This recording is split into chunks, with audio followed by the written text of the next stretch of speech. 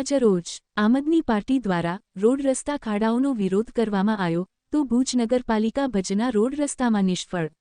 આમ આદમી પાર્ટીના તમામ હોદ્દેદારો અને કાર્યકર્તાઓ ઉપસ્થિત।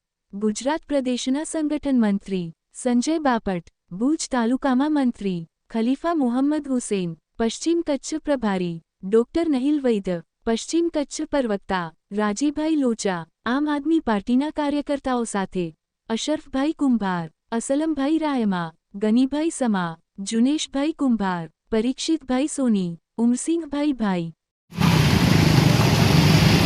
જય હિન્દ। મારું નામ ખલીફા મોહમ્મદ। આજરોજ આમ આદમી પાર્ટી ભુજ શહેરમાં વિવિધ માર્ગે જઈને જે ભુજનાથી રસ્તા આપણા ખરાબ છે તો ભુજના એક તો ટ્રાફિકનો મોટામાં મોટો સમસ્યા છે ને એમાં પણ રસ્તા જ નથી કે ખાડામાં રસ્તો છે કે રસ્તો ખાડો છે દરેક જગ્યાએ માટે ખાડા છે ને જો ભુજ નગરપાલિકા એટલા પણ સામાન્ય ખાડા ન પૂરી શકતી હોય તો હવે ભુજ નગરપાલિકાને રાજીનામું દઈને ઘરે બેસવું જોઈએ। તો ગટર માટે પર આંદોલન કરવા પડે, રસ્તા માટે પણ આંદોલન કરવા પડે, ટ્રાફિક માટે પણ બોલવું પડે, વિરોધ કરીને જ કામ કરવું પડે તો આ સરકારને પણ હવે રાજીનામું દઈને બેસી જવું પડે ઘરમાં। દરેક જગ્યાએ ભુજના અંદર વિવિધ ખાડાઓ છે એના માટે અવાજ ઉપાડી રહી છે। આમ આદમી પાર્ટી આજ 2 જગ્યાએ વિરોધ કર્યો છે પણ હવે દરરોજના 2 થી 3 જગ્યાએ જઈને એવી રીતે વિરોધ પ્રદર્શન કરશે।